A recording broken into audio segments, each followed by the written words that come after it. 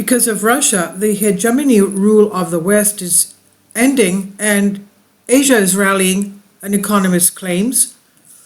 One of the things that is happening is, besides the economic collapse of the West, what's been happening in Europe is that it's being starved of fuel, and it has a tremendous energy crisis. The only way that it's getting its energy basically is buying Russian energy through India and other areas that have baptized or have renamed this fuel Indian or from other areas. In reality, it's again Russian fuel being bought at higher costs. And this is because of the sanctions that the West has implemented on Russia. They've decided to have these sanctions at the cost of their own economies, knowing full well that, again, the energy that they're buying is basically originally Russian fuel. The geopolitical professor Griva states that basically it's the end of what we know as the Western hegemony. This is something that basically has started in the 15th, 16th century.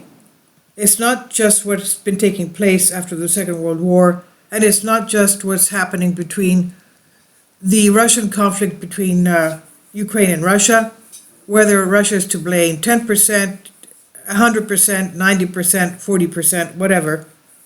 Basically, this is something that has started in the 15th, 16th century with the hegemony of the Western world over the rest of the world. So this hegemony was established by the European countries, the Western countries, and their colonies.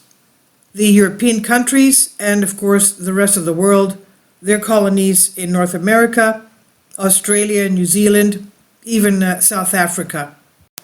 He refers to the fact that, of course, there were positive consequences of this expansion of the European culture into the rest of the world, but also the fact that this culture, the European culture and hegemony, put a very dark spot on other areas in Asia, for example, with the Opium Wars. And what was happening with these Opium Wars, England was buying tea from China, and in return for paying for that tea, they were supplying opium to China that was created in India. At that time, the Chinese emperor was Manchurian, and even though they didn't want the opium, England said, well, how are we supposed to pay without using our currency? We're going to be supplying opium. And of course, India was not very happy about this, because India had a very, very long history, cultural history, very rich history, going back thousands of years, was not pleased by the fact that the English hegemony over India was causing all this. And we know that from the opium, of course, heroin was also made later on. But the British, of course, did develop India into something taking it up in standards. But again, India was not happy with the fact that it was being suppressed in its culture. So these European countries had the hegemony and were basically implementing the rule of law in these Asian areas, even Japan. Today we see that things are really changing from this rule of law of the West.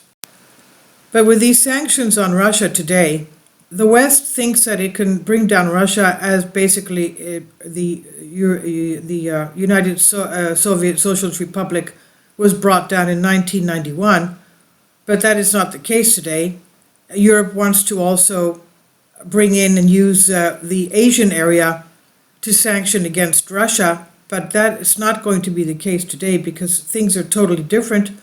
The economy of the Asian nations is very strong compared to what it was 30 years ago or in the centuries past. The Asian countries have grown so strong lately in their economies and their technology that it's no longer the West that is in control of the global financial and technological systems. It's the Asian nations that have this upper hand today. And that is the reason why these Asian nations are the ones that are going to develop and implement the rule of law and the systems that will be used in the future worldwide. The strength of the United States was the dollar, which was basically used worldwide as a trade currency, the reserve currency. But the fact is that the US dollar is a fiat currency. It basically is generated from thin air. And this today is changing. The United States was the strongest in a bipolar world of US and Russia, especially during the Cold War. Now, as far as the European Union and the euro currency, basically that's in the shadow of the United States. It doesn't have strength on its own.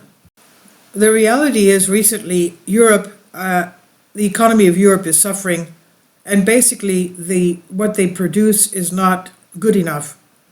And they've come to a position of claiming, the European Atlantic areas, claiming that the Asian countries, China, the big ones, China and India, should be with the Western powers, the Western hegemony, saying you're either with us or you're against us. Whereas the areas of China and India can't accept that kind of a behavior. And what has developed is a pan-Asian area of countries that have sided against the Western hegemony, the Western powers, the Atlantic European unions, because of this stance of the Western powers. The very significant step that has taken place and that nobody expected was because of the Russian-Ukrainian conflict and the stance of sanctions from the Western world on Russia. What has happened is that China has intervened. As we know, China and Russia have very good connections, especially for the BRIC nations, Brazil, Russia, India, China, South Africa. They even have their own bank, World Bank. What China has done, and nobody expected it, and it would not have been possible without the Russian-Ukrainian conflict, is that China has basically friendlied Iran and Saudi Arabia, and has brought them into the sphere of influence of the Russia-China unions. So this is something that nobody expected. The mistake that the Western hegemony, the European Atlantic area has implemented is that they think of China, India, South America, Iran, the Arabian countries, Indonesia, as being colonies and non-existent, unimportant, because of the fact that the Western powers have all the power. And that is a very grave mistake. The world has not understood yet what this union of Saudi Arabia and Iran means. Let's remember that they were two factions of the Muslim faith that were against each other, but with China's intervention, they have basically united in their aims and their goals, and the world yet does not understand the significance and danger of this. Now, Iran's position concerning Russia, we know that Iran has supplied Russia with drones that are used by Russia in Ukraine, and in exchange Russia gives Iran technology that it needs. And we know that Saudi Arabia, as an oil-producing nation, is a competitor of Russia, but also has to be allies with Russia. One technology that Russia is giving Iran is the Iron Dome type of S-400 system, which of course would be to Iran's benefit. So basically what we're seeing is that the Asian countries, the Asian Union, is basically advancing on its own, even though the Western powers believe that they're still have the upper hand as the empires of colonial eras. This is no longer to be enforced. This idea of globalization and New World Order unity and unification basically is a Western stance that the Asian countries are not going to be part of. They don't want to be controlled by Western hegemony in this way, and they will not accept it. Concerning globalization, of course, the Asian countries were using this system in order to get into the market as a type of an economic warfare. And the reason they did that was not to have profits, but in order to have market share, international market share. One example of this Western hegemony joke is what's happened to Australia, who originally had orders to buy Russian nuclear submarines and then voided that contract in order to buy American nuclear submarines, which will cost hundreds of millions of dollars more and will take decades to be delivered to Australia. And we don't know later on what the technology will be later on, decades in the future, and if these new US submarines to be delivered to Australia will be obsolete by then. The other thing is that Australia has very, very tight economic ties with China, selling the Australian natural resources like various metals to China, which is its biggest customer.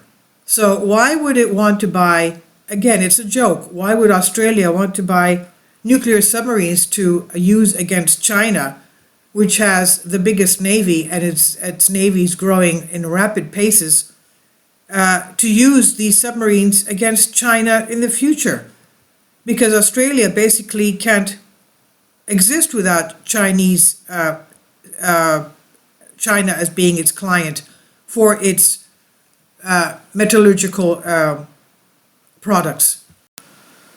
As India and China are putting their differences on the side as well in order to side with Russia and the Asian nations, this is definitely a huge change for the European hegemony.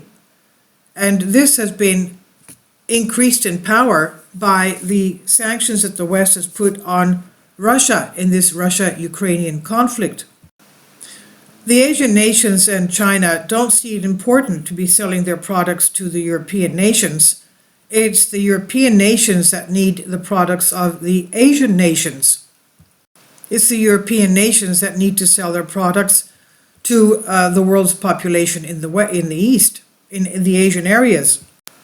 The problem with European Western analysts, economic and geopolitical analysts, is that they don't put their shoes, they don't stand in the position of the other side of what the Western interests are. They only see it from the eyes of Western interests, and that is how they make their decisions, and that is how they get into trouble, and fiascos will be coming into the forefront in the future. And this I've translated briefing from a Greek article. Please leave your comments, and thank you for your support. Kindly support my Patreon account. The daily posts are 5 videos daily, and they are totally different from what I have on my YouTube channel. Thank you so much for your support and that you find all my content so interesting. You'll find the Patreon account details in the description box.